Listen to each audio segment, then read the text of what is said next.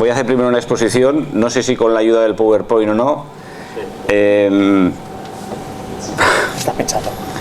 Está pensando, no sé si... Bueno, la cuestión es... bueno, el tema que quería explicaros es un poco...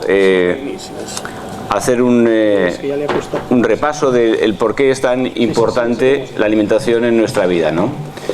Entonces,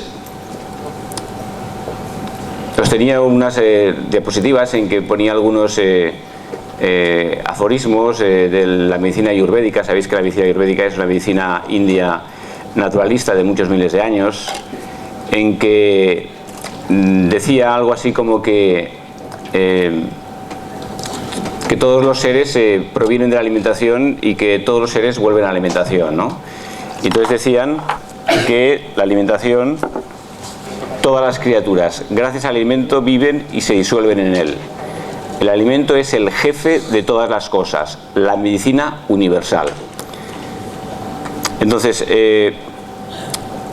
¿por qué es tan importante la alimentación? ¿Por qué este aforismo tan sentenciador, ¿no? Como tan rotundo, ¿no? Acerca de que el alimento es el jefe de todas las cosas, la medicina universal? Si nosotros definiésemos lo que es salud, podríamos decir de una manera muy ecologista además, que salud es la capacidad de adaptarnos al medio ambiente que nos rodea. Si nosotros somos capaces de adaptarnos al entorno climatológico, al entorno geográfico, al entorno social, al entorno familiar y laboral en que vivimos, tenemos salud. Si no somos capaces de fluir con el entorno, con la presión atmosférica, con el medio en el que nos desenvolvemos, entonces viene la enfermedad como un intento del cuerpo y de nuestra personalidad de intentar hacer los cambios necesarios para poder tener esta capacidad de adaptación al medio ambiente que nos rodea, ¿no? Entonces, claro, si os fijáis, este aforismo antiguo lo que está diciendo es que del alimento nacen todas las criaturas, gracias al alimento viven y se disuelven en él. Lo que quiere decir es que, ¿cuál es la mejor manera de adaptarte al medio ambiente que te rodea? Comértelo. Si nosotros nos comemos algo que está en nuestro medio ambiente, fácilmente nos vamos a convertir en ese medio ambiente y vamos a tener una buena capacidad para adaptarnos a él y una buena capacidad para tener recursos para las distintas dificultades, las distintas variables que pueda aportarnos la vida en ese medio ambiente, tener una buena capacidad de adaptación y una buena resistencia y tener una buena capacidad de fluir con estas energías que nos envuelven, ¿no? Para ello, entonces, ¿qué tenemos que hacer? Asegurarnos que realmente comemos el medio ambiente que nos rodea, porque si nos comemos el medio ambiente que nos rodea, nos convertimos en el medio ambiente. Creo que es bastante fácil de entenderlo. Por eso es tan importante que los alimentos que comamos sean realmente alimentos que tengan un origen, si es posible, cercano a donde vivimos, o por lo menos que sea de ambientes que sean de características muy similares a las que vivimos, si no podemos tenerlo de un entorno inmediato, y que no tengan manipulaciones de tipo químico, de tipo genético, o manipulaciones que hayan modificado esta idiosincrasia o esta naturaleza del alimento en sí mismo, que ha estado durante miles de años puliéndose y moldeándose para tener esta capacidad de adaptación al medio ambiente que realmente del cual forman, y que habría sido entonces de alguna manera desprogramada por la manipulación del hombre a través de la genética o de la hibridación o a través del añadir sustancias químicas, etcétera. Evidentemente, estas sustancias químicas y esas variaciones que se pueden haber producido en el alimento no van a estar ayudándonos a adaptarnos a nuestro real ambiente que nos rodee, ¿no? Por eso vemos que la ecología no es solamente un valor simbólico desde el punto de vista paisajista o de conservación de las especies, sino es de primer orden a la hora de la conservación de la salud de las personas y de la conservación de la calidad y del nivel biológico y del nivel de discernimiento de la humanidad. Dado que creo que no tengo que expresar aquí que la capacidad de discernimiento, nuestra capacidad mental, nuestra capacidad y bienestar emocional depende directamente del estado de nuestra salud, ¿no? Esto creo que es algo que todos hemos experimentado, que cuando estamos muy bien de salud nos encontramos bien con nosotros mismos, tenemos buen humor, tenemos un pensamiento positivo, estamos más claros mentalmente, y que cuando la salud nos abandona, entonces empiezan a aparecer los problemas también a nivel emocional y a nivel mental. Por lo cual estamos hablando que hablar de salud es hablar de alimentación es hablar de alimentación ecológica y alimentación que esté alrededor de nuestro sistema. Aquí hago un pequeño inciso y creo que es muy importante cada vez concienciarnos más en el uso y en la preservación de las semillas propias de nuestra zona, y el no tener que depender de semillas externas, sino realmente poder usar semillas que sean garantías de que son realmente ecológicas, ¿no? Y que sean luego, cuando plantas la planta, puedas tú luego realmente sacar la semilla que te pueda volver a hacer cosecha después, ¿no? Garantía de que eso que estás comiendo es realmente ecológico y de aquí, ¿no?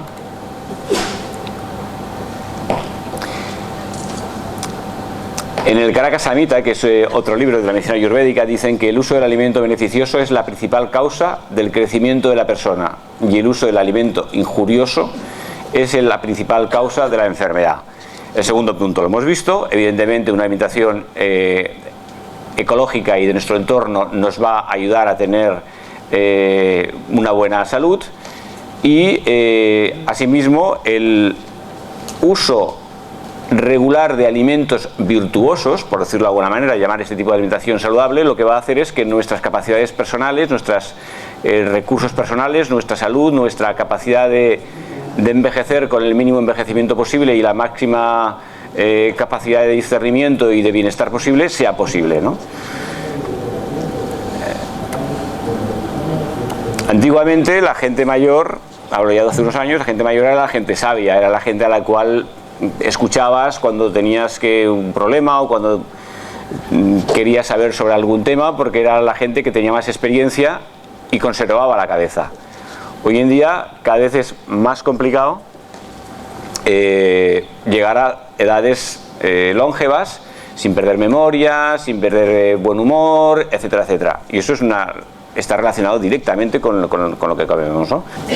Como ejemplos, por ejemplo, a mí me gusta nombrar una serie de pueblos que han tenido, desde siempre han tenido esta virtud de conservar una integración con la naturaleza muy, muy buena, y de vivir prácticamente de lo que cultivaban y recolectaban en su entorno, en zonas montañosas o en zonas alejadas de la civilización, con lo cual durante muchos años han preservado estas buenas costumbres alimenticias, y que por ello han tenido fama, tienen fama de ser pueblos con gente muy longeva que puede alargar la edad hasta 120, 130, 140, incluso dicen, aunque es difícil probarlo porque los registros de nacimiento de estos pueblos no son como aquí en Occidente, pero dicen que pueden llegar a edades incluso más longevas, ¿no?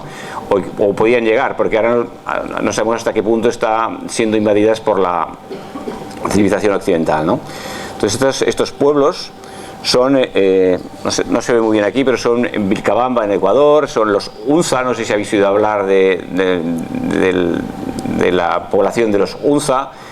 En Abjasia, en el Cáucaso, también hay otro pueblo que tiene estas características de longevidad, y el cuarto era el de... en Okinawa, en las islas del sur de Japón, ¿no? Entonces, en estudios hechos en estos cuatro pueblos, lo que se ha visto es que son gente en que una persona de 80 o 90 años se le considera una persona pues todavía que tiene que pasar jovencita, ¿no?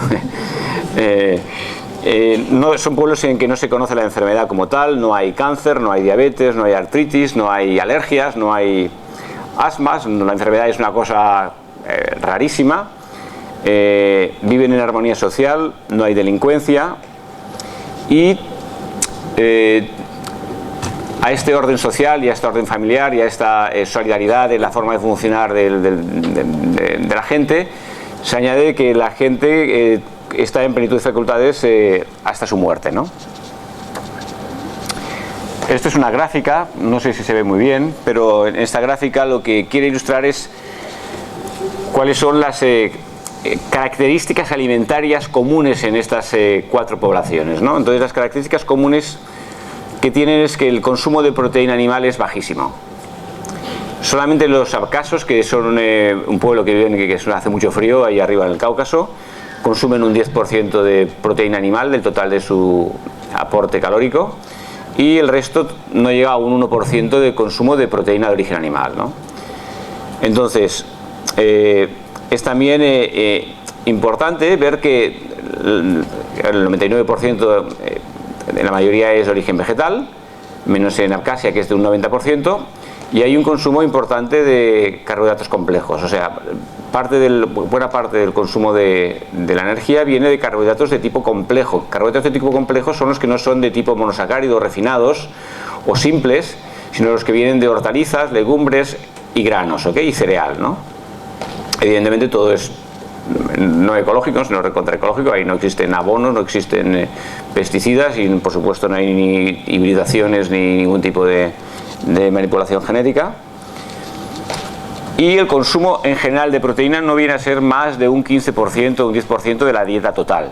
Que estos factores son siempre comunes en todas las investigaciones que se han hecho, en las cuales se ha visto por qué unas poblaciones eran más saludables que otras. Esto lo veremos después. O sea, estos son puntos claves para conservar salud, ¿ok? O sea, los secretos serían, resumiendo, que los alimentos de origen vegetal son de un 90 a un 99%, son de origen ecológico, de cultivo local, y se consume lo que hay en la estación. Ahí no hay neveras, se consume lo que se produce en el momento, ¿no? Son poblaciones en las cuales están en actividad física constante hasta que se mueren, porque ahí no hay coches ni nada, todo se hace andando y todo se hace con el cuerpo. La calidad del agua es excepcional. Yo hago aquí la suposición, no sé si habéis oído hablar de lo que se llama el agua hexagonal, no sé si conocéis el tema. Bueno, es un agua que no es... el agua puede estar en moléculas tipo clústeres, o sea, tipo como apelotonadas, o las moléculas pueden estar sueltas, ¿no? Entonces el agua hexagonal, pues han hecho distintos tipos de experimentos y parece ser que es el agua que cuando cristaliza hace el copo más hexagonal, más perfecto, y que tiene unas propiedades físicas especiales. Yo no he estado ahí en estos pueblos, pero mi sospecha es que buena parte tiene que ver con este tipo de agua que está en algunos manantiales muy específicos, y que incluso ahora se están haciendo experimentos con filtros y tal, y que se puede conseguir incluso en casa una buena calidad de agua hexagonal. Yo creo que esta gente muy probablemente tenía una calidad de agua especial. El agua hexagonal, por mi experiencia personal, es un agua que aporta no solamente un muy buen disolvente como es el agua, un muy buen diluyente como es el agua, sino que es el único agua que yo conozco que es realmente aportadora de energía. Cuando nosotros hablamos de agua, no la valoramos como un ingrediente que pueda aportar energía. Mi experiencia personal es que el agua hexagonal contribuye a que haya más energía en el sistema corporal, ¿no?